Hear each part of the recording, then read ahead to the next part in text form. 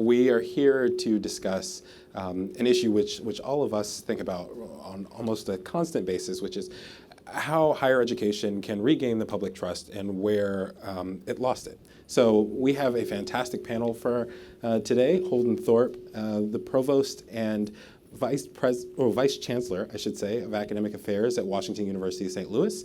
Carol Quillen, the President of Davidson College. Paul LeBlanc, the President of Southern New Hampshire University. And Daphne Kis, the CEO of WorldQuant. So it's hard to address an issue without first understanding kind of the roots of the problem. So Carol, I'm going to go to you first with this big question of where did this sort of loss of public trust begin? So thank you, and thank you all for being here.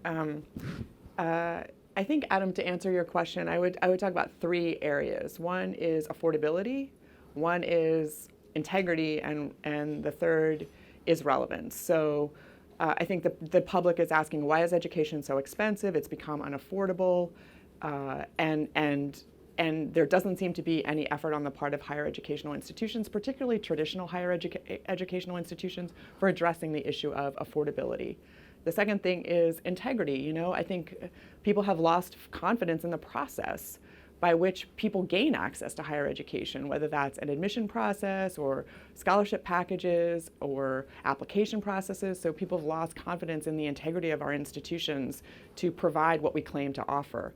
And then the third thing is relevance. I think there's a question about whether what you learn in college is actually relevant to what you want to do when you leave. Are students getting jobs? Do they have the skills they need? Are employers happy with the graduates that we're sending to them? And and this is particularly true for traditional higher ed. And of course, most students now are not 18 to 22-year-olds. They're people who are returning for education after being in the workforce. They're adults whose jobs have changed or who want to take a different career path. And the traditional educational system that we always talk about, 4-year residential education for 18 to 22-year-olds, does not meet their needs at all. So one response I think higher ed or the post-secondary educational sector has begun to really explore, and I think the panel represents this, is diversification. How do we diversify the post-secondary educational sector so that we are meeting the needs of the learners that are coming to us to gain the skills they need for the jobs they want? Paul, I saw you nodding. Would you like to kind of expand on Carol's point? Yeah, I mean, I think there's now $1.6 trillion of student debt, greater than all credit card debt in aggregate. Families are not only struggling to pay, but increasingly unwilling to take on the sacrifices and unable to, right? After the Great Recession, the home equity that funded a lot of students' education disappeared.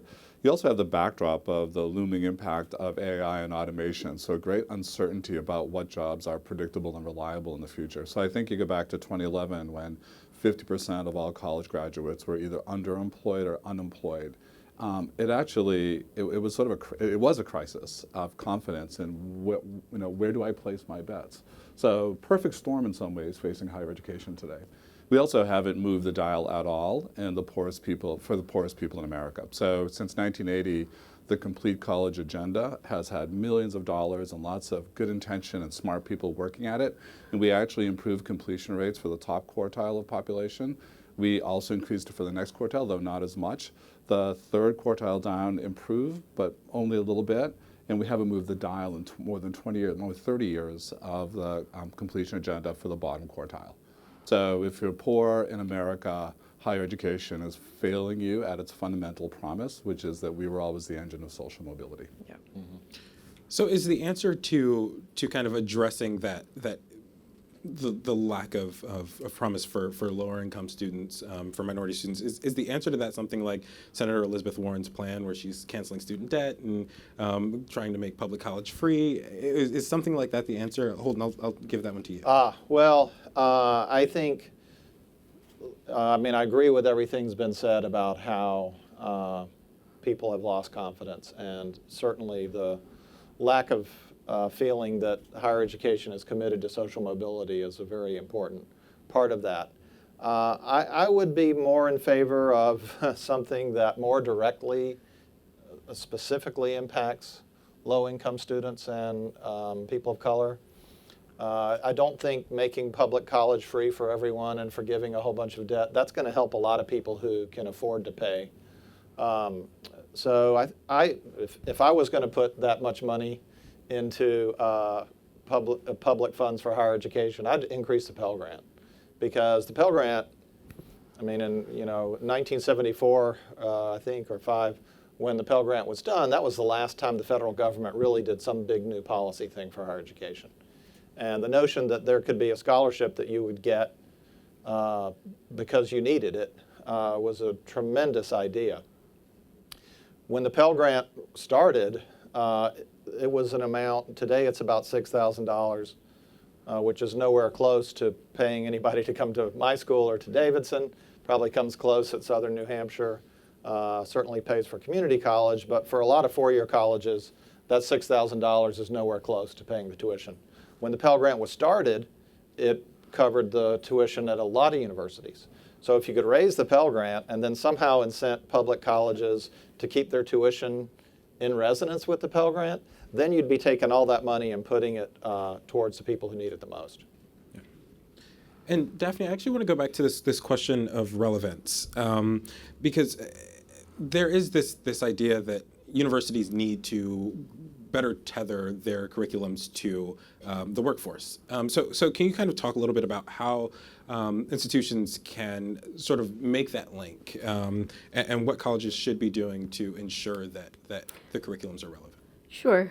So WorldQuant University is really focused on the data sciences and really at the intersection of essentially higher education and training.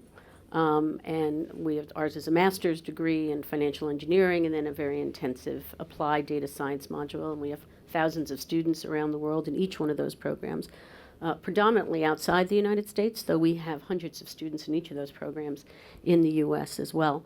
And I think that relevance, I mean, I think there's several factors here. There's certainly the relevance of the programs themselves.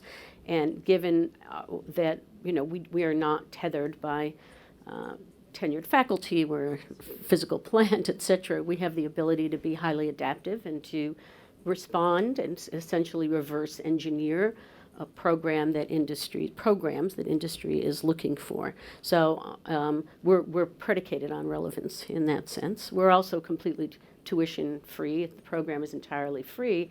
And our model moving forward is, building an ecosystem where we are training and educating globally a workforce and a talent that the workforce is looking for, and that have opportunities that are highly relevant to the evolving needs of industry, which are not like we're going to train them this and then they're going to be this. As we've learned, if nothing else, it's highly iterative, and is the future is predicated on that adaptability and the ability to constantly iterate on what the content is that you're teaching in order to remain highly relevant and accessible to talented people around the world and to employers who are, as we were saying before, you go to Davos and everybody's like, I need that talent, I can't find it. It's like, well, let's bring those forces together and leverage technology to give transparency and accessibility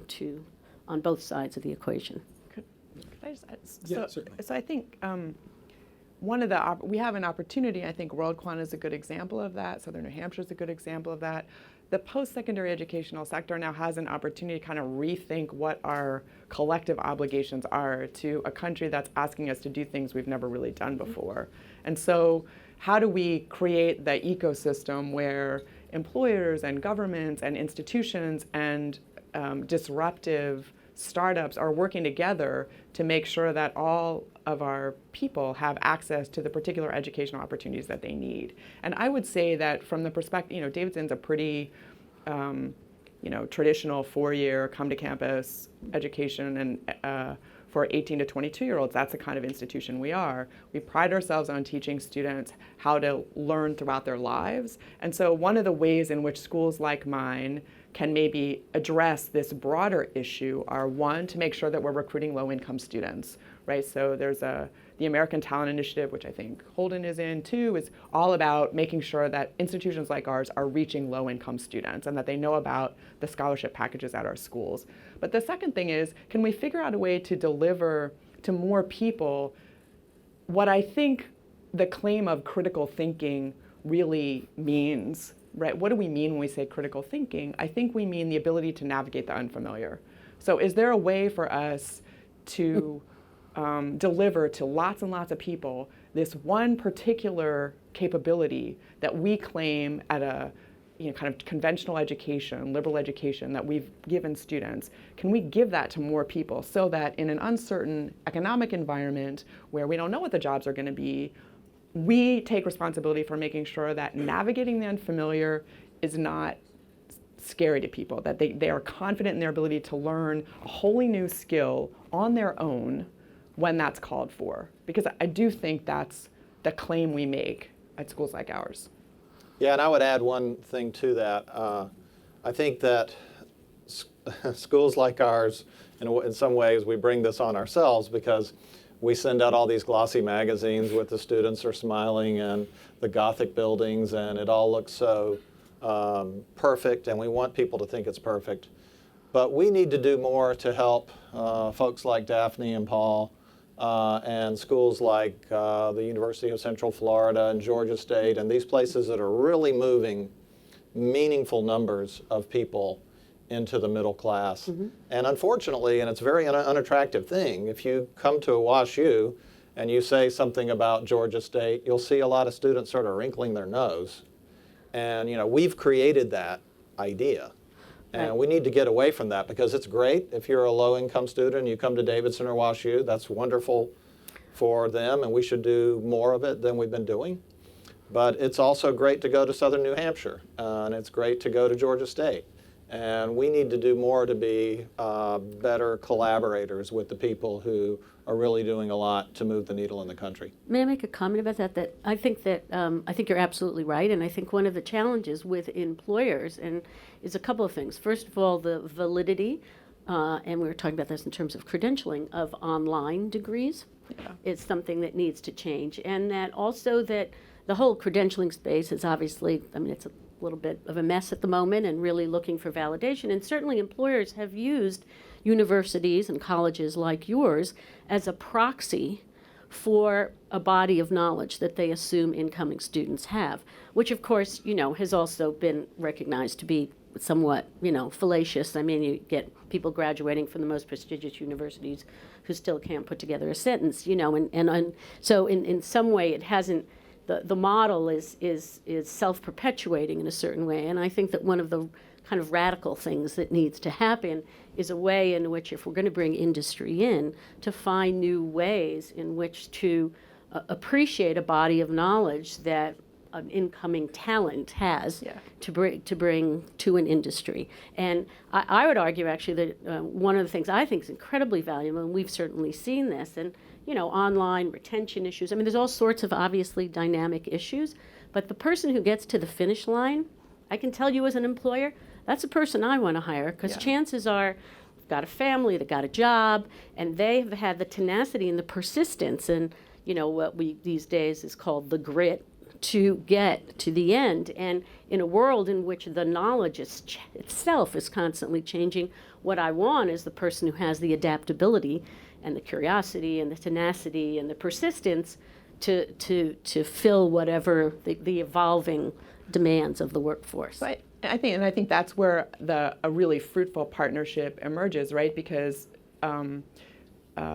credentialing doesn't have to be in the way that we've always done it. You can micro-credential, you can acknowledge that people have, you can badge, you can say this person, has a 6-week degree and is a great software engineer. For me, if we can create an ecosystem where some of the benefits that accrue to students who live in the environment that we create for them, like this adaptability, like this kind of ability to navigate the unfamiliar, if we can figure out how to make that available as broadly as we can for an affordable amount of money, that's a valuable contribution that I think Davidson's pretty small. A small institution like Davidson can make, in addition to, frankly, not resisting but actually embracing the increasing differentiation of the space, right? Which is good for everybody. So I think one of the things that gives higher ed a bad name, particularly, kind of traditional higher ed is that we appear to be resisting changes that are clearly beneficial to whole numbers of people, right? And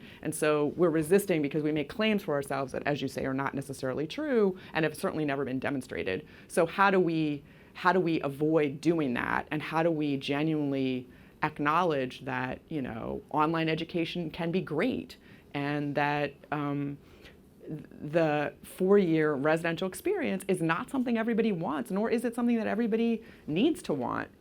And that doesn't absolve us from the obligation to participate in the solutions to the problems that we now face. We can't just, again, that you know, and I've appreciated the ways in which we've learned from and been able to partner with disruptive startups, people who want to blow higher ed up and, you know, want it to be a completely different thing, because there's real, there's credibility. I mean, I think they have a reason for thinking that. So I really appreciate the idea that we can credential in new ways. There's a little nonprofit called Credential Engine, which is we're trying to standardize evaluation of credentials across every form of credentialing so that students, learners, can figure out what's best for them. Paul, it looked like you had a point. Well, I want to go back to cost. And you asked about Elizabeth Warren. So since Senator Warren has beat up on me a couple of times in the Help Committee, I thought maybe I'd sort of talk just a little bit. I'm still trying to understand her proposal fully, but I think it's very problematic. So one is, there's a pretty good body of research that suggests that in other countries that have had free higher ed, it's not a very good system. It's pretty poor quality higher ed. So you have mega universities in which very little genuine education is happening, and Caroline, I sit on the board of the American Council of Education. I think we're going to release some new research on this. It's pretty unequivocal. It's a firm case. Second thing is that a lot of the college debt that would be forgiven is held by among the top third of income earners in America. So I think there's a regressive quality to a let's forgive all debt piece. Yeah. But I do like the idea. I think the model that is most appealing to me is the one that's used in Australia, which is essentially a national ISA program. So you choose to be a school teacher or a social worker. You can take the necessary borrowing that you need to do. When you come out, your payback is tied to your income. If you're not working or below a certain threshold, you don't pay back during that time, and it has a cap of years. So it feels like it works in lots of ways that our current system does not. There are problems with it. So if I have any Australian colleagues, they will tell you what happens when somebody goes on their year-long walkabout, right? So they're going away for a year. That feels like, wait, we're underwriting. So you have some issues, but they're better problems than the problems we have in our current federal financial aid system. You can also maybe get people's skin in the game. I think we as institutions should have skin in the game around student debt. Like it should matter to us that students who borrow money can pay it back, whether it's an income share agreement or whatever it is, and that they graduate. And right now, it's not clear that institutions formally have that skin in the game. We can, because we're small, so we know our kids and we care about we know what happens to them. But at a bigger place, you know, it's harder, and I think that would also help. Well, yeah, that's one of the things we're trying to do. Is it's great to, you know, have a mission that the talent's equally distributed, the opportunity. We're trying to bring the opportunity to the talent, but education is one thing, but outcomes is the point. So for us, sort of in the next cycle of what we're working on is to really get buy-in from, you know, big employers around the world to look at some of our students in Ghana, in Singapore, and wherever they might be, and to think about hiring them locally, and or in some cases, or bringing them wherever the jobs are, but to sort of create a marketplace of sorts where both sides can find one another with a transparency that hasn't been there before. Yeah.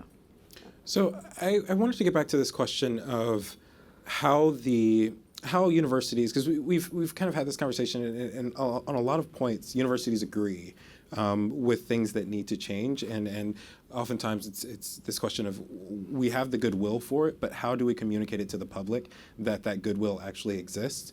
So this is for whoever wants to take a stab at it first. But how do institutions communicate to the public that goodwill does exist there? Well, here's, I think, a little, maybe a take on what's happened.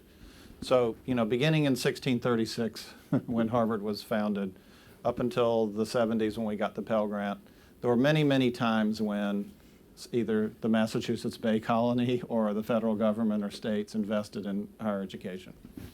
And every time that happened, it wasn't just because they wanted the ideals of education and engaged citizens and the liberal arts and all those kinds of things. I mean, when Harvard was founded, it was to create clergy. Right. So there was, as the faculty would say, an instrumentalist purpose behind Harvard from the very beginning. The Massachusetts Bay Colony didn't just start Harvard because they wanted to enlighten everyone. They had a need for clergy. And then when you get to the Morrill Act, the useful arts was the thing behind the Morrill Act. Then the GI Bill was about having an educated workforce. And all along the way, the university administrators who were lobbying for these things promised, we're going to train people who can do science that's in the national interest, we're going to do research that cures diseases, and we're going to, when academic medicine came along, we're going to take care of people in our hospitals, and these students are all going to get jobs when they get out. But on the inside of the university, we've always told a different story to ourselves, which is we're about free inquiry and engaged citizens, and we love tenure and academic freedom and shared governance. And we're now reaching a point where you can't have these two separate stories anymore, because we live in a world of perfect information, and you just can't get away with that. So we've got to tell the outside world, yeah, we promised you all these things, but in order to achieve it, the faculty are going to have to help us run the university, and they're going to have tenure, and they're going to have to control the curriculum, and all these things that I know you don't understand. And then we're going to have to tell the faculty, hey, I'm sorry, nobody told you this. But for 400 years, we've been promising people they were going to get something out of higher education in exchange for the money they were giving us, which, amazingly, we don't do as much as we should. And so in order to, a lot of this distrust is because we've been somewhat duplicitous in the way we tell the story. And we got to figure out how to bring the inside and the outside of the university together. Is there I guess, what would it look like to bring the outside and the inside of the university together? Well, when I get up in front of the faculty council meeting, I would remind everyone that we have these obligations to the public, that it's okay for kids to want to get a job when they get out. I mean, amazingly, we have to defend that, but it's partly because we haven't really helped people understand. I mean, you look at the Gallup polling, the number one reason why people go to college is to get a job when they get out. I don't have the power to change that. University administrators can't change that. So we got to really start leveling with the inside of the university. And then, we have to do the very hard work of trying to explain to the public all of these committees and all this stuff that we do on the inside and why it's important. It's hard work to explain all that stuff. I think it's, I would say there's a particular complication right now at a time when the country's pretty fractured, and where colleges and universities are perceived by some not to promote free inquiry, but rather to be echo chambers of very similar views, and where tenure is seen as authorization to do that, right? And so I think there is a kind of profound distrust of the processes that have been in place for a long time to guarantee freedom of inquiry, by which we usually mean the freedom to pursue unpopular lines of research and the freedom to question what everyone takes for granted, because that's where new knowledge gets created, right? But if there's a segment of the public that believes, these places are echo chambers of one or another point of view, then it's harder for the value of free inquiry to mean anything to the public. And institutions have always had a sense of themselves as in the service of the public, whether it's through the research they do, or through the idea that an educated citizenry is actually supports a democratic republic, that you need that educated citizenry in order for the democratic republic to thrive. And so I would say, are we doing that? And one of the things we do on a residential campus is you bring together people from really different backgrounds. But you actually have to do that. You can't just say that you do that. You actually have to do that. And that environment, I do think, for some people, is generative and transformational. It's not something that everyone needs or wants, but for some people, being in that environment is, in fact, a transformative experience that changes how they think about the way they're going to engage the world. How do you create that experience in kind of an online university setting? So I think probably everyone in this room has well read Clay Christensen's work. When we began that work, working online, we weren't as good at it then as we are today. But the improvement curve is steep, of course, and now I would argue that the best designed online is better than much of traditional face-to-face. And we have technology and platforms and methodologies to assure quality. If we're trying to do, and I think one of the issues we have quite often is that we conflate higher ed as if it's monolithic. And the coming of age experience on Carroll's campus is hugely important and powerful. My 40-year-old who's got 2 kids, working full-time jobs, stuck, not making enough money, they've had all the coming of age they can handle. Like, they know what they're about. They're looking to unlock an opportunity to get a better job to pay, to get paid better and take better care of their family. So in that environment, we think differently about, again, I use Clay's language, the job to be done. And then we build the sense of community and support differently, obviously, but we all know many of you live in online communities that are incredibly powerful and emotional and with a strong sense of affinity, et cetera, et cetera. So we can do that, and we've gotten much, much better at it. And if you take a look at Carroll's notion of the ecosystem, traditional universities are not going to go away. There are probably people in this room today who have, a 16 or 15 or 14-year-old for whom you desperately want that amazing education that many of us had. But there is, as Carroll also said, a huge population now, increasingly the majority of Americans, who look very different than that, who don't need it. And we're going to see the rise of many different kinds of providers in that ecosystem. So Scott Pulsfer, our colleague, is here from WGU. Very powerful institutions, one of the largest in the country today. We're at 135,000 students. Purdue Global is growing very, very fast. You have different providers, and then you have non-traditional providers who are trying to get into the ecosystem. Very difficult because Title IV doesn't allow that very well. But I think you're going to see a much more robust set of options that are going to be very well aligned to a job to be done, and that job is not the same for every institution, for every student. I think that I totally agree with you. One of the things that certainly has been a source of just personal pleasure and pride is really, if we're trying to build something at scale, then more than ever collaboration really matters, and group work matters, and things that actually the marketplace values and looks for in among its prospective employees. So certainly, we love the idea that you have a student in Senegal collaborating with somebody in Singapore, with someone in Sao Paulo, and that an experience that there would be no context otherwise in which they would be working together on solving a problem.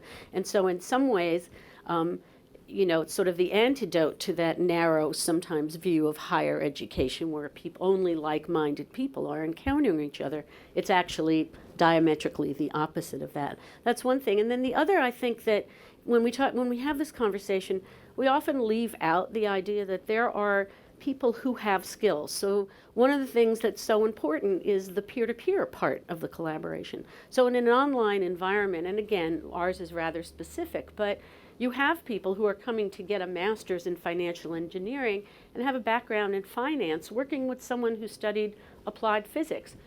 When we get to Python, I'm here for you. Could you explain these financial terms to me? All right, so suddenly you have a peer-to-peer opportunity for people who come with experience. I'm sure you see this as well, who come with their own careers and their own backgrounds and their own domain knowledge, who are now able to share that with one another in a way that just doesn't happen traditionally in higher education. And then lastly, we have faculty. So again, with our focus, like any other accredited programs, our faculty have to have PhDs, et cetera. But many of them have, been managing directors at the biggest banks in the world. They're totally excited to now be online teaching, whether they're, teaching econometrics and then mentoring in the capstone projects. And so we have an opportunity, I think, to bring and engage not just internal faculty, but a tremendous number of outside resources, and to create it again. And so sometimes I almost see like what we're doing, that we're not doing higher education, we're building like a publishing platform almost, Yeah. and an environment in which we're curating and vetting the best so that the parties can find each other and share and nurture that knowledge amongst one another. And I think that's something that online has unleashed in a way that we just haven't seen historically in higher education. Yeah. And I think that's partly because so the initial move online was to take the most traditional and almost outdated Yes. form of education, the lecture, videotape it, and put it online. That's right. So it took a while for people to figure out that that wasn't even what was going on campuses anymore. Mostly, certainly not our campus. And then two, that if you have this new technology, why would you use it to do? Why would you To just replicate, translate yes. something that it was not designed to do? You're not taking advantage of what it can do. So a lot of the greatest ideas for how to use technology that we've adapted on our campus come from people who aren't starting from the residential traditional model. They have another model in mind. So building global online communities, to do research with our students. That's something that we've learned from you guys, how to do that and how to make our education better. The same with project-based learning, right? How do you improve project-based learning by using technological tools and connecting students to people all over the world who have a similar project? So when we teach, we are part of edX, which is an online consortium. So we've learned a lot about building online communities from the courses we've taught there, and what can then unpredictably come out of those communities. So one of the interesting things that often teases out in the data about public trust in higher education is this local national split, where people trust the colleges that are near them because they can see the good that they're doing in the community. So, when I was in high school, everyone loved UTSA and Texas State because they were right there and everyone was graduating from college there. But that also, of course, typically means community colleges as well.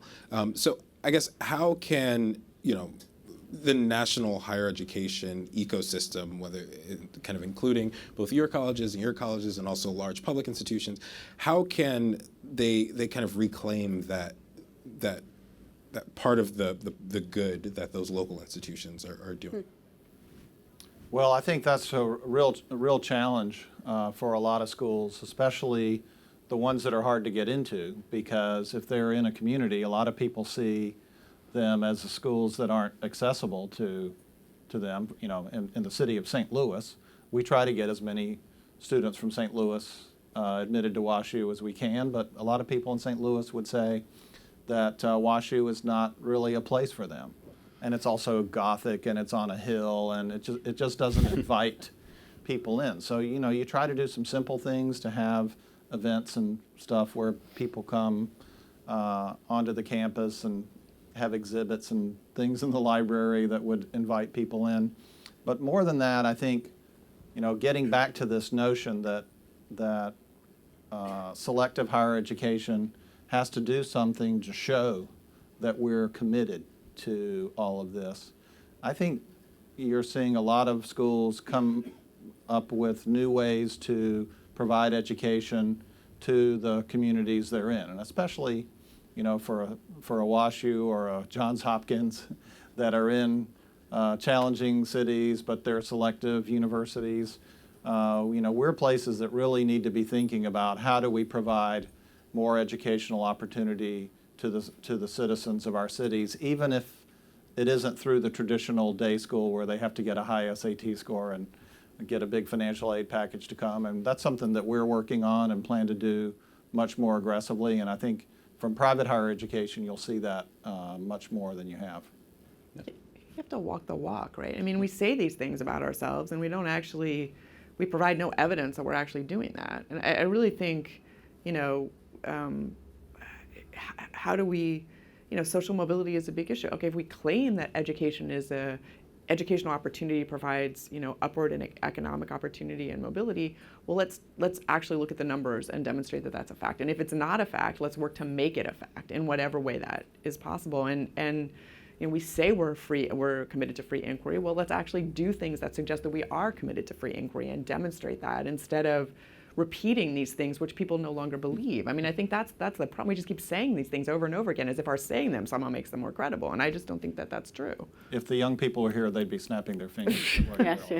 Yeah, and I think when you, as you describe campuses and their impact on their community, I think campuses do a great job. You go on most campuses in America, their students are fanning out into the community, they're volunteering, programming of all sorts. That's not the issue that the public has with us. The issue the public has with us is that increasingly we're seen as part of the problem around social mobility, not part of the solution. Right? That's an existential threat to the standing of higher education today, is that you have put me in this place where I am now saddled with debt that I can't pay, so I'm not buying a first house, I'm delaying my marriage, all these things that we read about in the press. Till we solve for that problem, I think we are in real trouble. But in fact, the stats still, there is evidence that in fact getting a degree actually over your lifetime has a huge impact on your earning capability.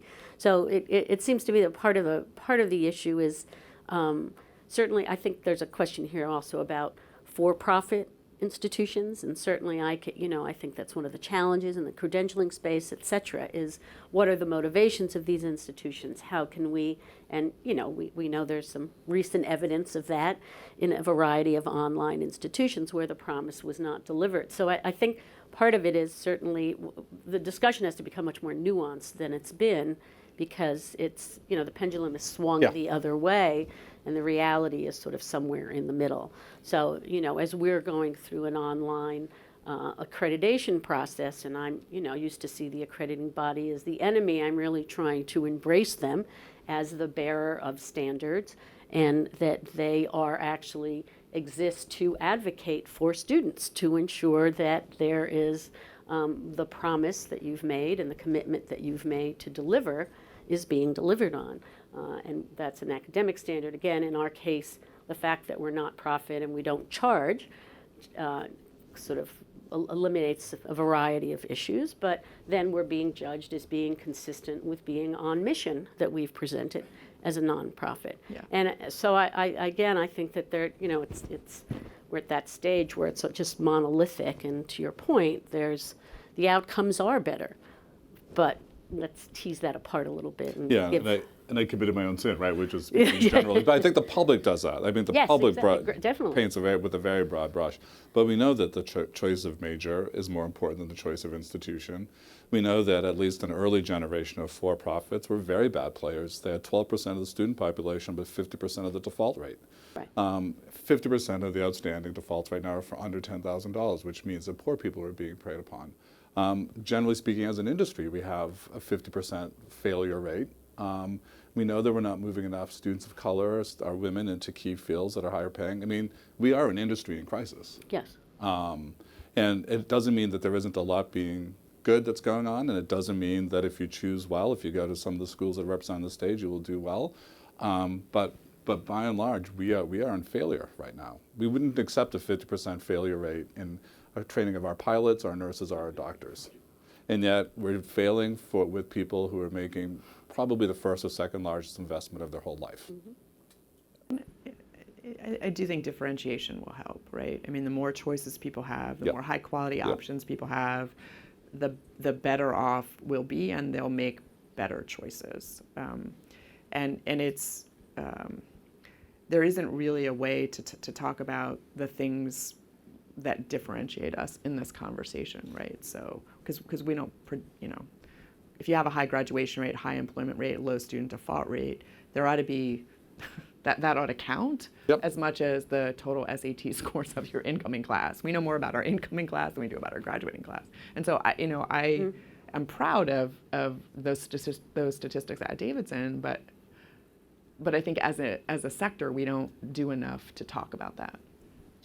So we'll be opening up the floor for questions in about 5 minutes. But before we do that, I have one last question for you all, which is this kind of mistrust, the public mistrust of higher education kind of dovetails with kind of broadly with this broader mistrust in institutions. So you think about the media, you think about government.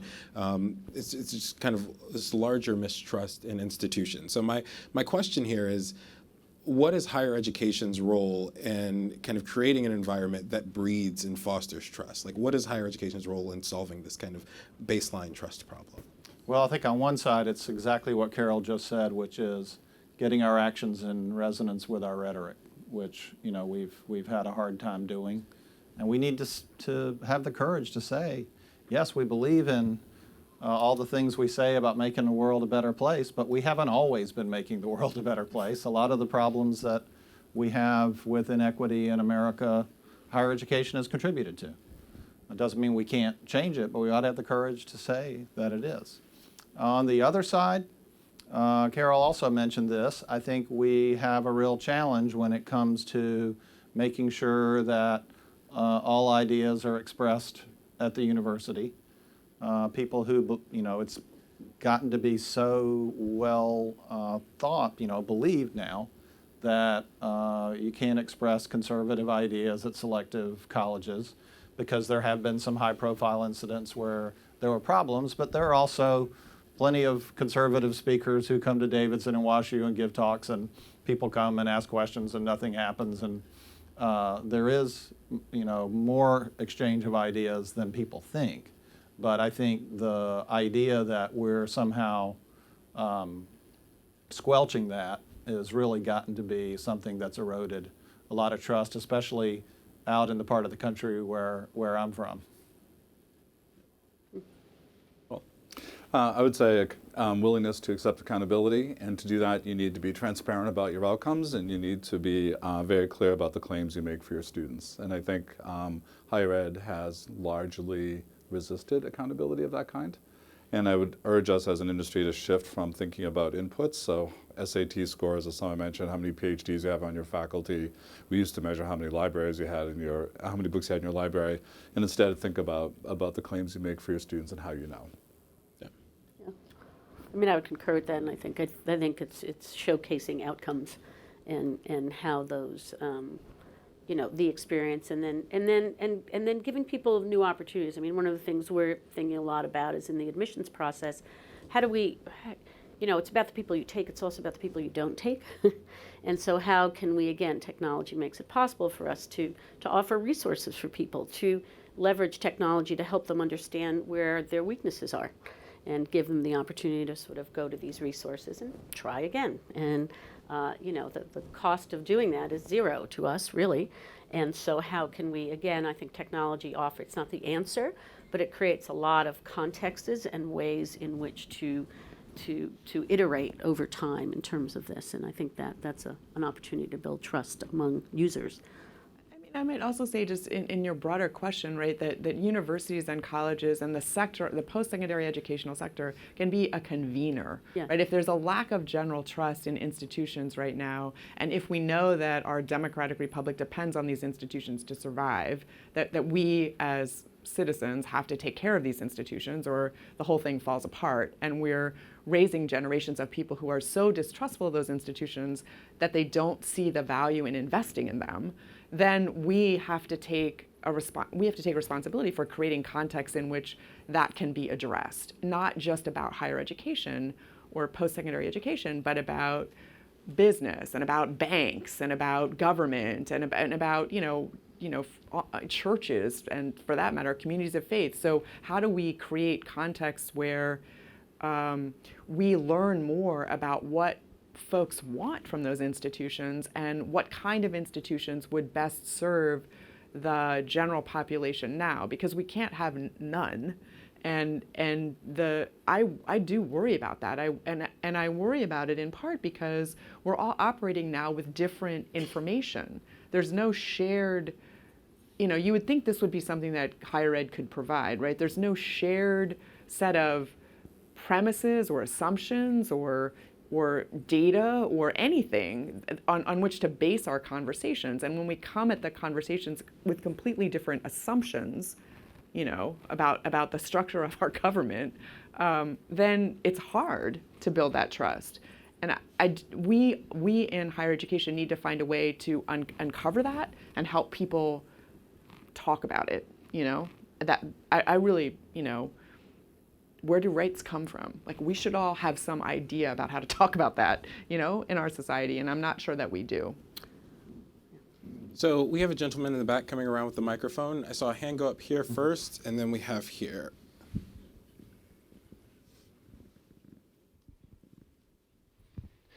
So I heard a lot of conversation about the disconnect between work and education, leading to the distrust in the public. But something I didn't hear addressed is the thing that you can't control, which is the right sizing of the labor force and the reimagination of work. Let's pretend that there's a major shift about to happen in the amount of people we need to do the current work to produce goods, which could be a great moment, but then there's a complete redefining of you and your institutions.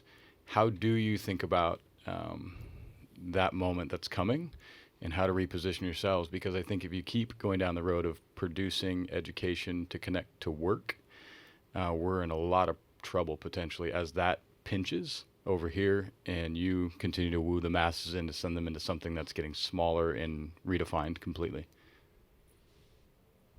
So happy to jump in on this one. I sat on the National Academies of Sciences board on workforce and higher ed. I think this is the train wreck that's coming down the tracks. I am in the category of people who are more pessimistic about this notion that, with every great technology paradigm shift, we produce jobs we can't even imagine today. That's great, except we'll have lots of algorithms. We'll be prepared to do those jobs instead of humans. So if you believe that's a strong possibility, then we were talking about this earlier, you have to stop thinking about specific job skills because those are going to change so fast and many of them will go away. And you need to think about what Scott Pulsford, who I mentioned earlier at WGU, calls enduring skills, right? And they're, interestingly and ironically, the ones that get least valued in America today. So we know demonstrably that an algorithm is better at diagnosing a mammogram than a radiologist, right? That's true. We know that today. The lowest paid person in the room is the hospital social worker. The highest paid person in the room is the radiologist. But we don't want an algorithm holding your hand and saying, we'll get through this together with that weird computer voice, right? But we don't value human work. But in reality, human work with enduring skills of creativity, empathy, system and design thinking, all of those things are likely to be the things that will be most important in the future. So we have tons of jobs. We just don't want to pay for them. We should flood our schools with early childhood workers. We should flood our mental health care system with mental health workers, right? None of these are going to be done with technology. We should flood our inner cities with social workers and people who can design services. We're not willing to do that, and I think that's a fundamental economic shift in the nature of work. And by the way, there are tons of people who'd want to do that work with passion and commitment if we were willing to pay them. So the real question, I would argue, is that how do you shift the economics of the workforce? Bill Gates would say tax the robots. Elizabeth Warren would sort of tax differently, most of the people at the conference. So we have to think hard, and I'm not being facetious, think hard about how we do that. But I think there is no lack of needed work, it's just that we don't value that work very much. Our faculties are the highest paid people on the pecking order of education, and a typical preschool worker is probably the most impactful teacher our kids will encounter. How do we think about status and pay in those contexts?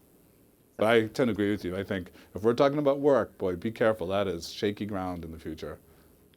I would say those are the skills that schools like mine have always claimed to develop. Yeah. Because not necessarily for good reasons, right? So one of the implications of being cavalier about whether or not you get a job is that you focus on these deep talents and capacities with an idea towards educating people who have the ability to shift and to take advantage of whatever opportunity is in front of them and actually to solve problems that are unprecedented that they've never seen. So I would say it's on us, places that have claimed we've always done that, to be able to figure out how to deliver that skill, that capacity, that create opportunities to develop that creativity and empathy to a much broader range of people, because no one can predict what it's going to be like. And so anticipating an unknown future requires not programming in R, although that's fine, but the ability to do whatever the next thing is. And so we're thinking about that. Like, we've always claimed to do this. We believe our students graduate knowing how to do this.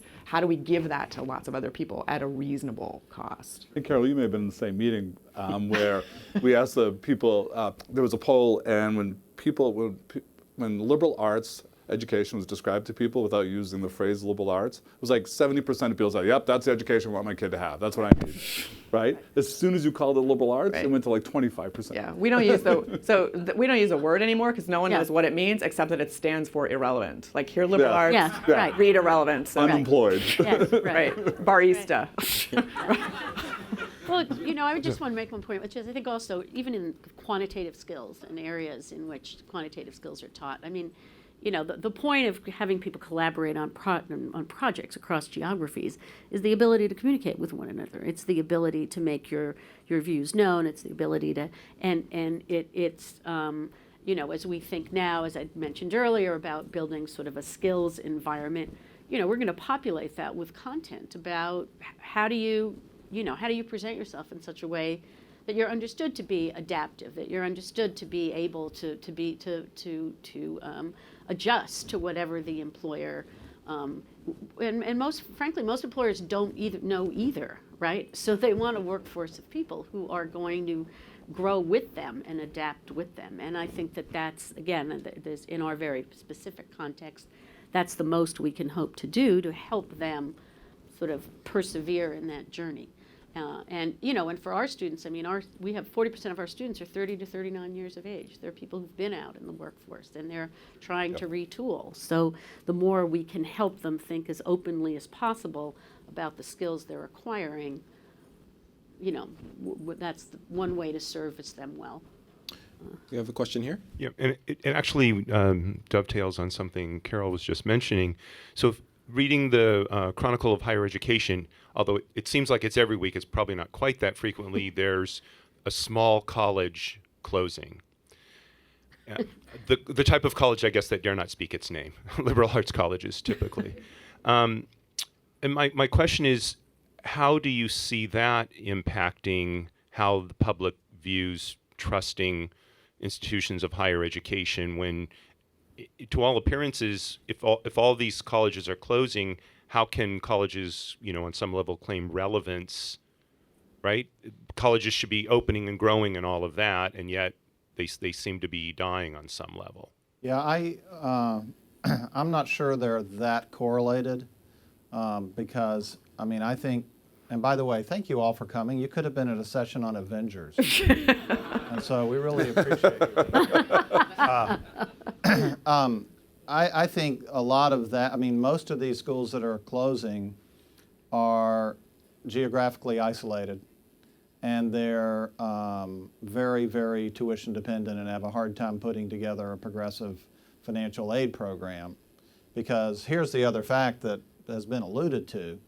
The number of full pay students in America has peaked.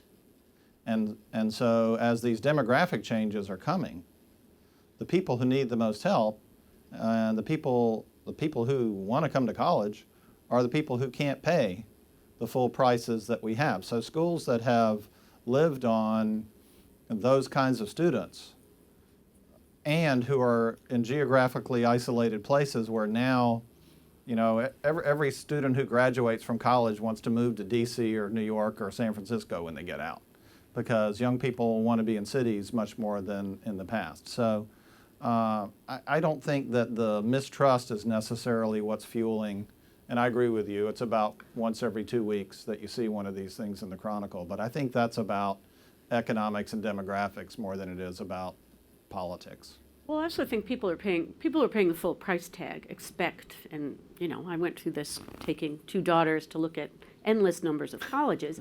If you're going to pay that amount of money, you want everything else. So it's not even about the academics. The academics become secondary to the, is it a beautiful hill that it's on? Is it, what's the athletic center like? What is everything? And I think for small brick and mortar colleges, it's a huge, unless you're well endowed and have a history of endowment and have been around for the couple of hundred years it takes to build that, you are not going to, you can't manage that for the price tag that goes with it. And a lot of that is just not academic. It's not about critical thinking. It's not about those skills. It's just everything around the experience that people come to expect, and that we've made iconic in terms of what it means to go to college, the sports team, the whole thing. That is just not, education is a little piece of it. And so that makes it, the survival is very hard for those small colleges. So I would say just a couple things about that. I think the I would say academics is a part of the education that residential institutions offer, and that if you have an idea of education that transcends the classroom, then the model makes a little bit more sense. I don't think the comparative set for those schools that are closing is liberal arts colleges. I think it's opportunities for the post-secondary education that you want, right? So as there are more and more and more opportunities for people to get the post-secondary education that they want, the credential that they want, that will get them whatever it is that they're looking for next in their lives, that range of options is much greater than it's been in the past. And so in combination with the demographic change that Holden's talking about, those people have good options. So you can look at it and you can say, well, this is terrible. Or you can look at it and you can say, the sector has produced infinitely better options than these, given what people are looking for. And so I'm not sure it's necessarily, I mean, my colleagues wouldn't like to hear me say this, but I'm not sure it's necessarily a terrible story. Great. I think it might be let's find out where those people that used to be going there are going now, and are they getting what they need to have whatever opportunity they want to have. So we have the microphone actually. If you take a derivative of all of your answers and the questions, it comes down to how do you adjust your business model to take advantage of what you see coming, and how do you adjust your business model to take into effect the debt that these kids are graduating with, which all in my mind leans back to how do you see the future of tenure? Because if you look at any of your income statements, that's what you have. And having sent 4 kids through school, there are many classes that are offered that most kids don't want to sign up for, but are sort of forced to because of when their class schedule allows them to. And so you have 10 French teachers on your faculty as opposed to the Chinese faculty that you should have. And how are you going to address this and the expense that comes along with having faculty that are not teaching in the classroom to the maximum that they could? So I wonder if you'd sort of say a little bit about where you see that going. Yeah, well, I wrote a book that has a whole chapter about this, so I'll start on this. There's 2 separate things here, in my view, but I can understand why the public would conflate them.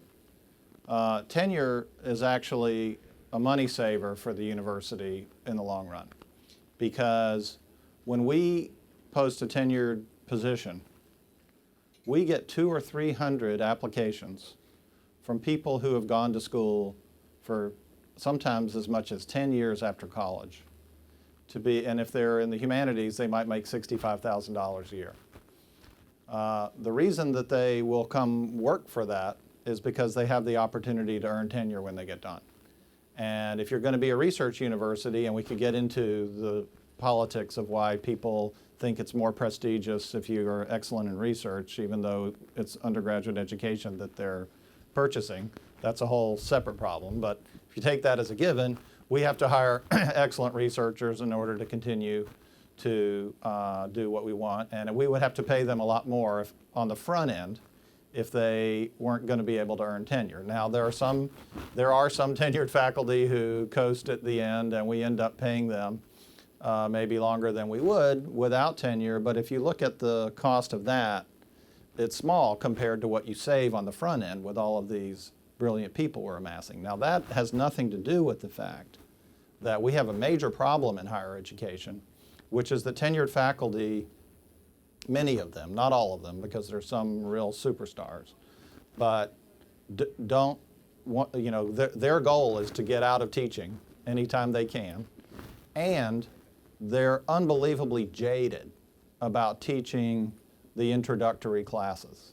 And this drives me insane, okay? Because these same folks will say, well, how come you didn't get me more philosophy majors? How am I going to get philosophy majors in high school? The way you get a philosophy major is they come to college, they take philosophy as their distribution requirement, and they get some fantastic teacher who inspires them about philosophy. And the analogy I use on this is about great symphony orchestras. So I'm from St. Louis. We have a top 10 American symphony, and I'm on the board. And, the orchestra wants to play Mahler, And I want to listen to Mahler, so that's okay for me, but not everybody wants to do that. And so for 20 nights of the year, we show Star Wars, and they play the score of Star Wars while you're watching the movie. Now, if you're the top French horn player in the St. Louis Symphony Orchestra, you're one of the 10 best French horn players in America. You know how many times you've played Obi-Wan Kenobi's theme in your life? Okay? You still have to go do that, because if you don't, nobody's going to listen to Mahler. And we have not been able to adopt that in higher education. And that is what is causing the skepticism about tenure, which is more of an economic system than it is anything else. I mean, just so, Davidson, we are a college, we only have undergrad students, no graduate students.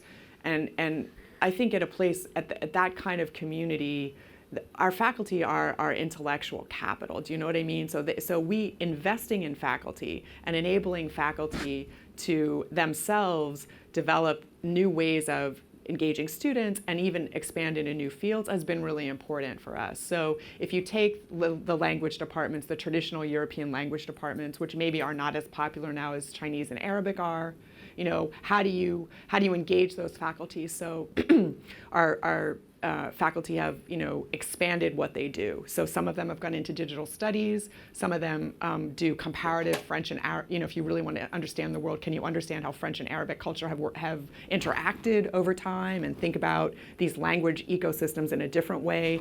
So I think there's a way to say, you would invest in your workforce, right? You would invest in people so that they can continue to learn the things they need to do their jobs. And we do that. We don't talk about how we invest in our faculty members so that they can continue to do great research or so that they can engage undergrads in new ways. And they're not as limited as maybe they might seem at first, particularly in these smaller communities where they talk to each other all the time. So that as the questions we ask change, you just think about healthcare and how much healthcare has changed. You want your faculty to think about the question, how do we make healthcare good and affordable? And that means you've got economists talking to scientists, talking to people who do healthcare outcomes and healthcare disparities. And if you can create that ecosystem where they're learning from each other, the curriculum evolves, right? And students want to take that class. So part of it, to me, is really taking seriously the idea of professional development for faculty members. So on that note, of course, we could talk about this all day, but Holden, Carol, Paul, Daphne, thanks so much for a fantastic panel. Thank you. Thank you.